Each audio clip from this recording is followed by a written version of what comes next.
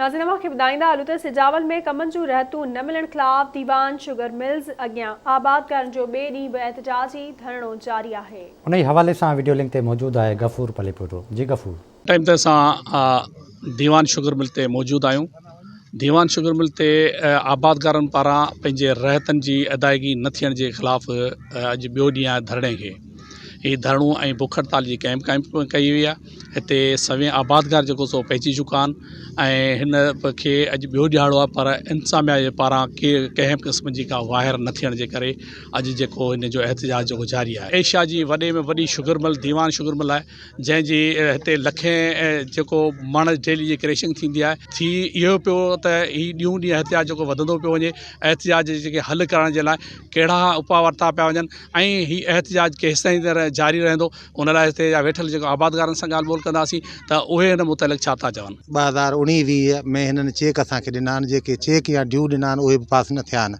ऐं उन खां अलावा 17, 16, 17, 13, 14, 14, 15 5-7 सालनि खां वठी असांजूं बकायूं रहियल आहिनि। हिते को बि अहिड़ो ज़िम्मेवार माण्हू न आहे जो चवे त भई ही जेका पेमेंट तव्हांजी रहियल आहे तव्हांखे असीं अदा कंदासीं। हिते जेको असीं वेठा आहियूं कल्ह खां वठी करे, असां वटि जेकॾहिं मक़ामी नुमाइंदा मिसाल के असांजे इलाइक़े या MNA या MPS उहे न आया आहिनि, या असां वटि सिजावल में DC या AC 2013 थियण खां पोइ ज़िले थियण खां पोइ असां वटि इहे नुमाइंदा मौजूदु आहिनि, उहे बि न आया आहिनि।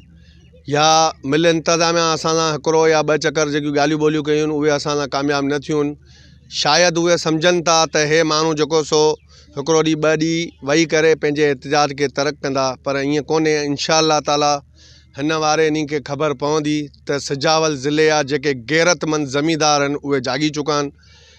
इंशाअल्लाह ताला हिन एहतजाज खे असीं जेकॾहिं हिन एहतजाज जो को खरतेल न निकितो त हिनखे वधाईंदासीं। आबादकारनि जो असल मक़सदु इहो आहे त असांजा 4-5 सालनि खां वठी जेका मूड़ी रहियल आहे, असांजी राहत रहियल आहे, मुख़्तलिफ़ बहाना करे असांखे चिरकाए छॾींदा आहिनि ऐं असीं अचूं था त असीं चवंदा बसि तव्हांखे चेक ॾियूं था ऐं उहे चेक जॾहिं असांखे मिलनि था त उहे वरी कूड़ा साबित थियनि था।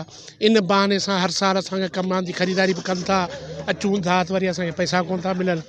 2 ॾींहंनि खां वठी हिते धरणे जे अंदरि असीं मौजूदु आहियूं। इन 2 ॾींहंनि जे अंदरि को बि तदारुक कोन थियो आहे। 100 करोड़ रुपया हिन मिल जे मथां रहियल आहिनि। इन जे लाइ जेको असां हिते धरणो हणी वेही रहिया आहियूं। जेसिताईं असांखे इहे पैसा न मिलंदा, जेसिताईं आबादकारनि खे इहे पैसा न मिलंदा, तेसिताईं जमियत उलमा इस्लाम हिन सां गॾु आहे। असां गाॾी वारनि जो मुतालबो इहो आहे, महिरबानी करे असांजे गाॾियुनि तां वज़न लाथो वञे। 3 ॾींहं थी विया आहिनि, गाॾियूं हिन जाइ ते लोड बीठियूं आहिनि। 40-40, 50-50 हज़ार रुपए जो टायर आहे, टायर ख़राब पिया थियनि। असांजा ड्राइवर बुखनि पिया मरनि हिन जाइ ते। आबादकारनि जो एहतजाज जारी आहे ऐं उन्हनि जे एहतजाज खे अॼु ॿियो ॾींहुं थी चुको आहे।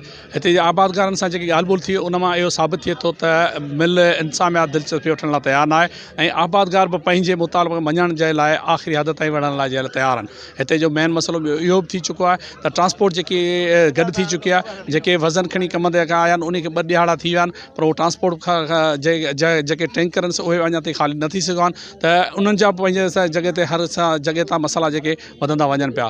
थियणो इहो आहे त ॿिन्ही सां गॾिजी करे ज़िले इंतिज़ामिया या त चूंडियल नुमाइंदा पंहिंजो विच जो किरदारु अदा कनि, जीअं ज़मीनदारनि जा मसइला हल